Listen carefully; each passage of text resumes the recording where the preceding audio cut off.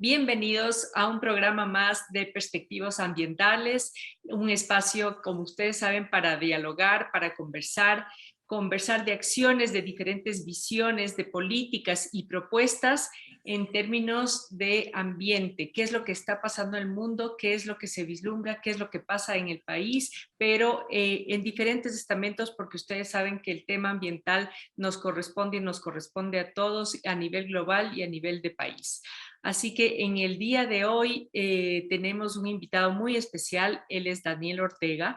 Daniel, para los que no le conocen, bueno, él fue ex ministro de Ambiente, él es experto en política de cambio climático, fue fundador de la Iniciativa de Finanzas Sostenibles para Ecuador y hoy por hoy es copresidente del panel de expertos de la iniciativa impulsada por empresas líderes del sector privado internacional para el tema de mercado voluntario. Y es justamente este tema que vamos a conversar hoy día contigo, Daniel.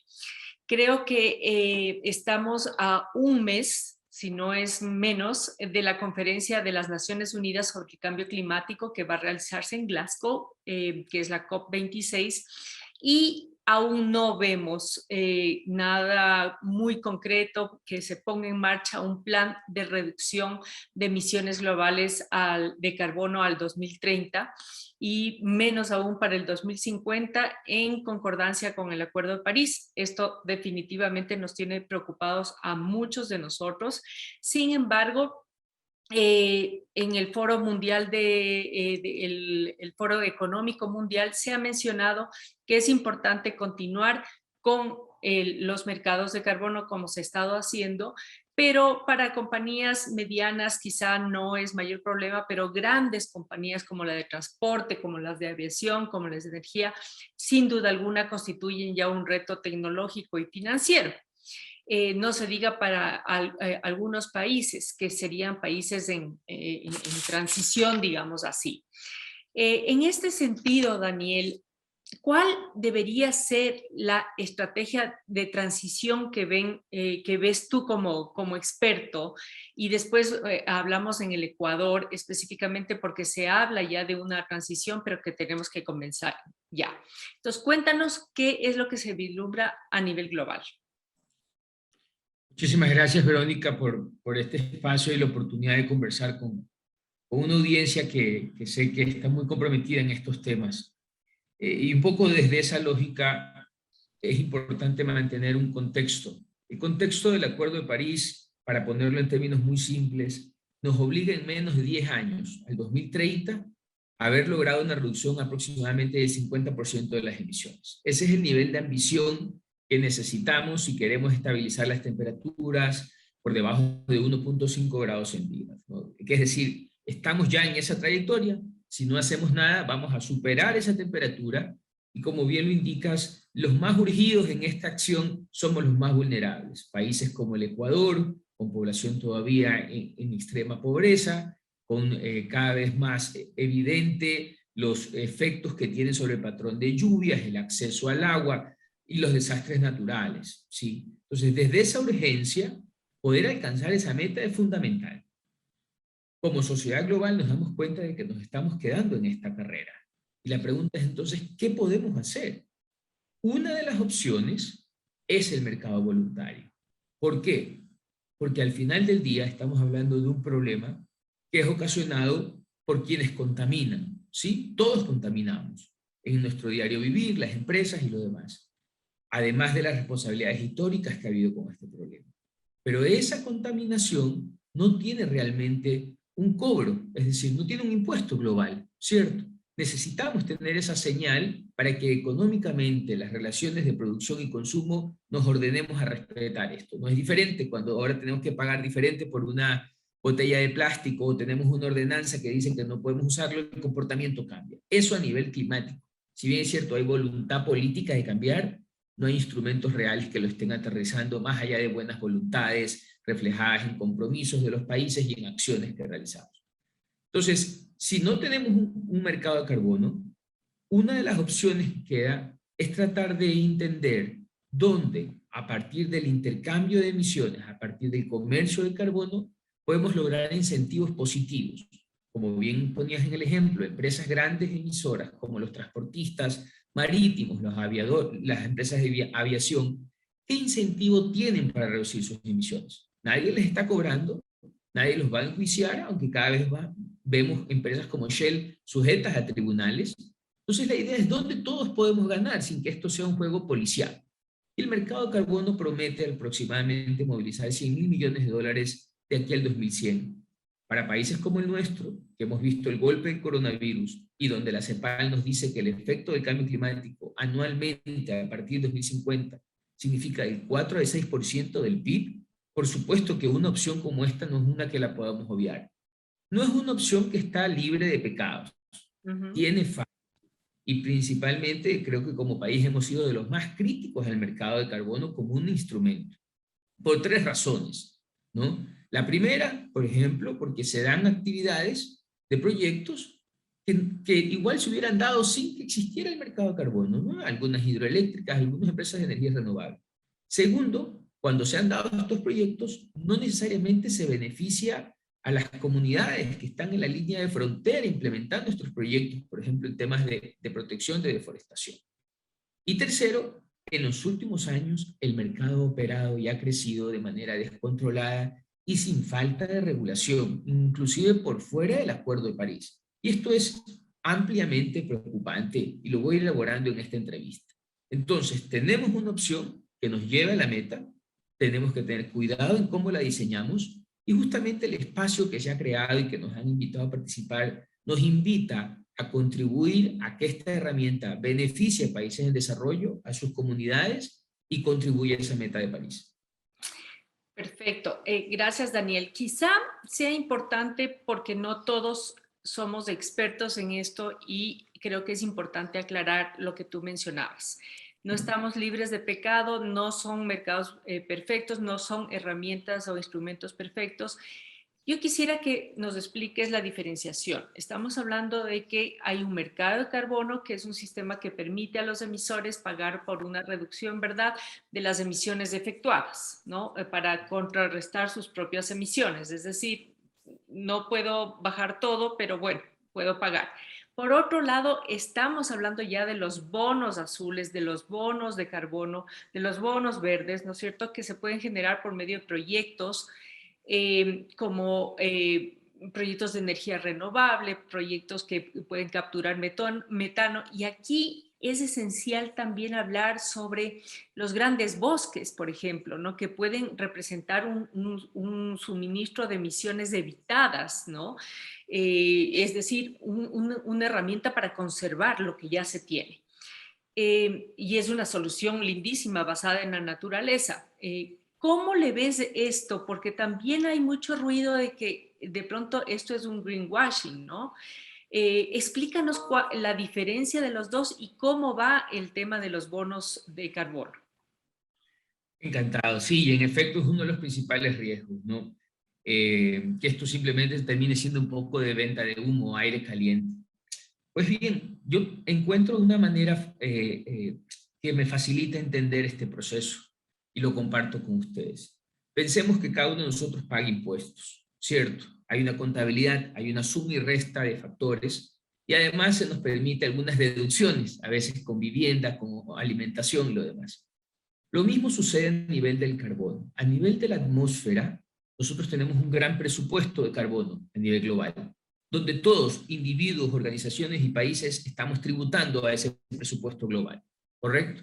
Para mantener la contabilidad clara de lo que entra y sale de la atmósfera, tenemos que, por supuesto, tener un registro, ¿sí? Y mantener un manejo de números que evite doble contabilidades, evite evadir el pago que nos corresponde a cada uno.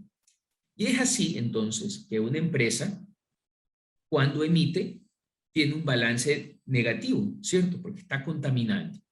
Esa empresa, si decide internamente reemplazar sus combustibles y realizar ciertos procesos de reingeniería, puede reducir ese valor total, ¿sí? Es decir, puede ir aminorando el impuesto total que tendría que pagar, por así decirlo, o lo que le corresponde en términos de contaminación a la atmósfera. Una manera, ¿sí?, de deducir ese monto total a pagar, es decir, que no tenga que pagar 100 emisiones que emitió en el año, sino un poco menos, es a través de adquirir compensaciones, adquirir reducciones que ocurrieron en otro lugar. ¿A quiénes? A quienes tal vez se les hace mucho más simple reducir, a quienes les cuesta menos reducir, una doble ventaja reduciendo. Por ejemplo, una industria a lo mejor se le vuelve muy complejo hacer una reducción de emisiones porque una inversión en ingeniería le tocaría una inversión importante.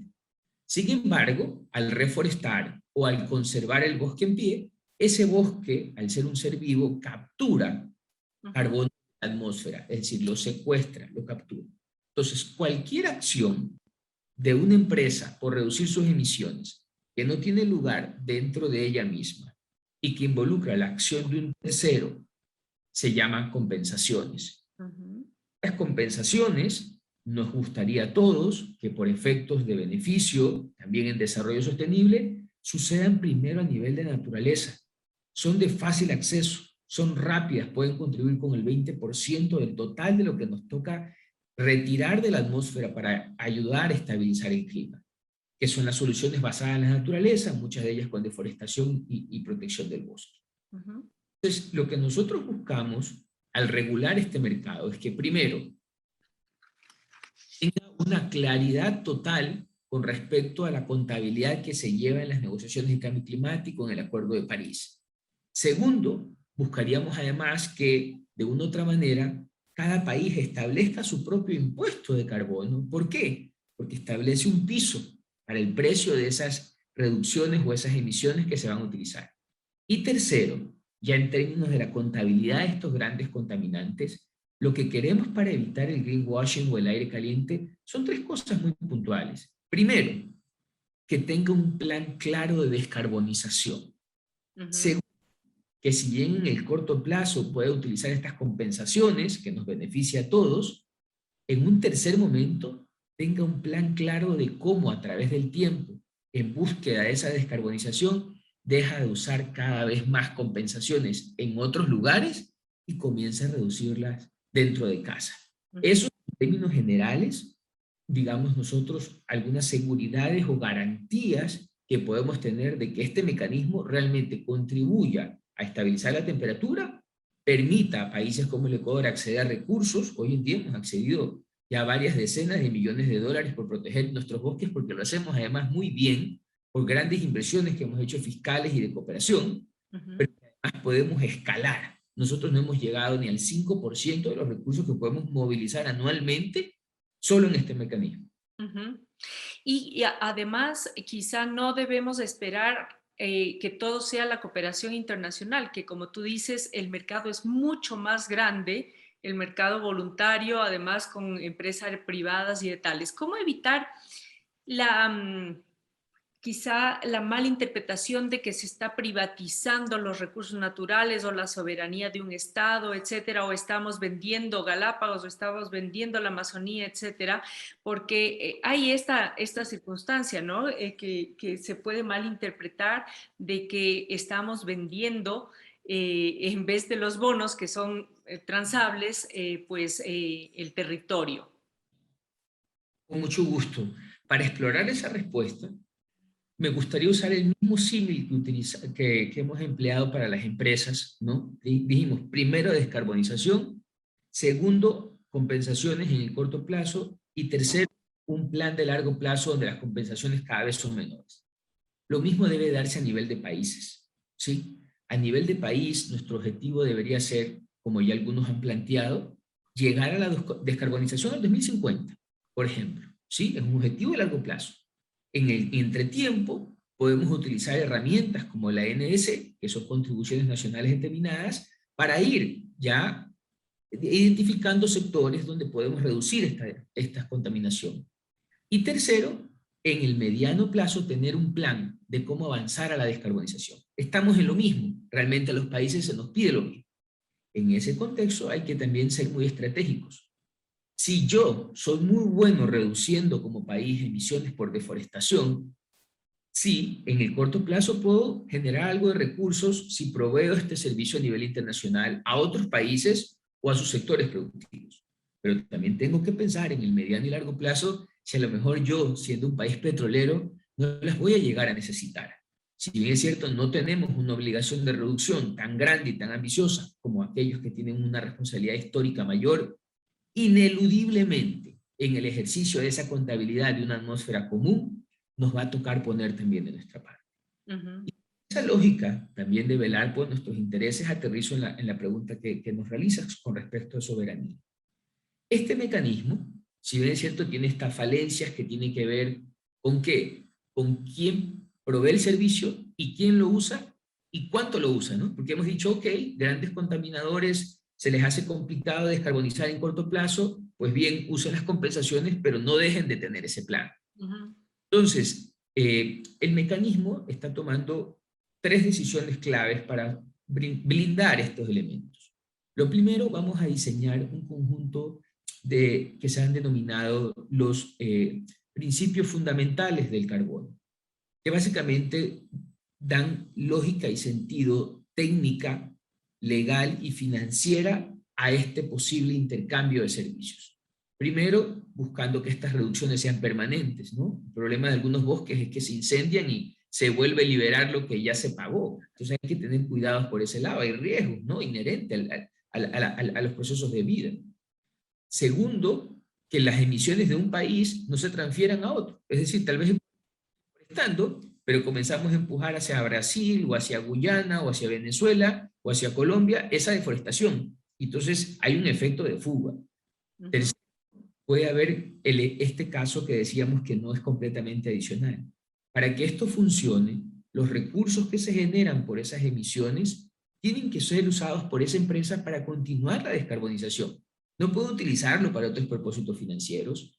Entonces, y demostrar que sin el acceso a esos recursos no pudo haber desarrollado este proyecto. Eso es fundamental. Entonces, eso va a estar dentro de los principios de carbono en la parte técnica. En la parte legal, se va a tratar de estandarizar un conjunto de contratos para que, si algunos países tienen sus propios sistemas de intercambio de emisiones internos de cada país, puedan realizar estos procesos, pueden hacer pueden hacer intercambio entre países, y tercero, países como el nuestro, que tienen una prohibición constitucional que prohíbe la apropiación individual de ese servicio brindado por la naturaleza, se lo haga a través del Estado, como hoy hacemos a través de Sociobosque. Es el Estado que establece contratos con los dueños de la tierra para el pago del servicio de conservación, donde se incorpora la lógica y el sentido de los servicios ambientales asociados con él. Después el Estado puede voltearse y negociar como gobierno el cúmulo de estas acciones, recuperar fondos internacionales que después termina transfiriendo a quienes provean el servicio. Me parece que eso brinda suficientes garantías para las comunidades y los pueblos de que no tendrán un esquema de apropiación o tenencia de tierra por parte de privados, o bien ser parte de ejercicios de este lavado de conciencias que pues termina engañando a todos. Correcto, correcto. Eso está muy claro y en realidad cuando tú te refieres vamos a, entiendo que en la semana climática que acaba de pasar en Nueva York, justamente se creó este Task Force for Scaling Voluntary Carbon Markets. Eso quiere decir, es un grupo de expertos justamente para trabajar en el tema de escalamiento de mercados voluntarios de carbono al cual tú fuiste invitado. Y han generado estos principios fundamentales de carbono y se vislumbran que lo que tú acabas de mencionar sea justamente los estándares para los cuales se pueda acceder y tengas y evitemos ese greenwash o haya ciertas fugas o que las cosas no estén muy claras para los mercados y para las personas y para las empresas que quieran acceder, ¿verdad? Ahora, en ese sentido, ¿en qué quedaría RED? Y te hago esta pregunta porque para el Ecuador, por ejemplo, en el 2025 terminamos ya con este mecanismo. Realmente se paga muy poco, son $5 creo que por hectárea, y mientras tanto por otros lados ya se oyen efectivamente un potencial de mercado bien interesante para justamente soluciones basadas en la naturaleza, como mantener bosques y tales. ¿Cómo le ves el asunto que puede ser un pasito más adelante de red? Sí, coincido. Al final del día, esto tiene que aterrizar en cuestiones muy pragmáticas, ¿no? Y permitir, sobre todo a países como el Ecuador, que han hecho grandes inversiones en esquemas como Red, poder beneficiarse aún más, beneficiar a sus comunidades. Decíamos, tenemos una meta. Al 2030, el 50% de emisiones. Segundo, estamos muy atrasados. Tercero, ha habido algunos esfuerzos desde que nos dimos cuenta de esto ya hace un par de años que la cosa venía mal.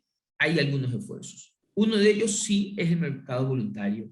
Otro tiene que ver con todo el esquema de enverdecimiento de la economía a nivel global, sí, por el cual recordemos que existen y existieron grupos de tarea desde el G20 y desde otros espacios que han dejado con mucha claridad el esquema de reporte que tienen que tener las empresas sobre el uso de sus recursos y el manejo de los riesgos climáticos. Esto es fundamental, porque sin esa presión y esa obligatoriedad de disclosure, digamos, o de transparencia o de reporte, muy poco podemos hacer desde el mercado voluntario. ¿Sí? No habría cómo transparentar el uso de recursos, no habría para transparentar realmente cuál es la visión de estas empresas para ir hacia adelante.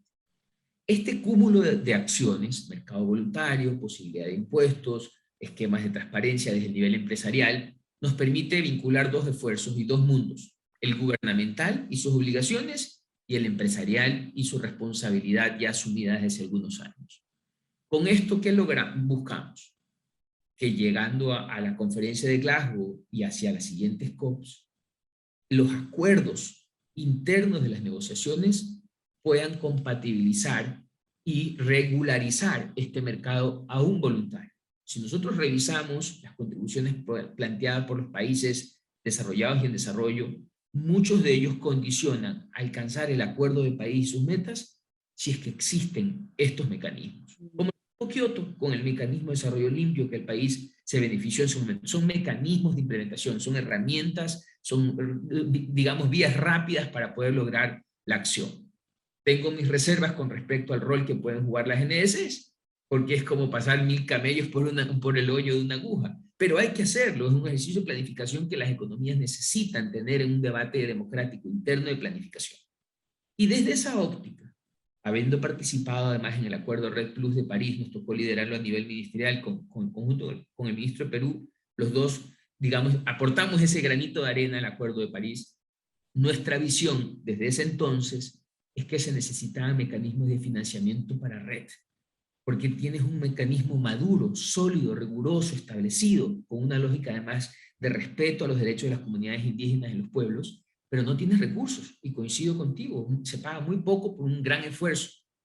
La ventaja de este mercado voluntario es que hoy en día, en sus esfuerzos de transparencia e integridad ambiental, ha desencadenado un conjunto de iniciativas como LEAF, ¿no? Que se conocen como mercados jurisdiccionales, donde los países pueden concurrir con sus esfuerzos red e involucrarnos en el mercado voluntario. Es decir, son compatibles, son cercanos. Lo que hace nuestro cuerpo de gobernanza no es ser actores del mercado más allá de supervisarlo, de darle una lógica y una orientación. Nuestro proceso no va a emitir bonos, etc. Nosotros vamos a revisar que los múltiples estándares que existen, todos son consistentes con el Acuerdo de París, ¿sí? Tienen esa integridad ambiental. Y vamos a facilitar que las transacciones sean transparentes, porque van a ser mucho más homogéneas en términos legales, económicos y técnicos. Pero debe ser, y digamos, mi participación activa ha sido bajo esa óptica, de que las soluciones basadas en naturaleza, principalmente red, sean uno de los principales componentes en el corto plazo del mercado voluntario.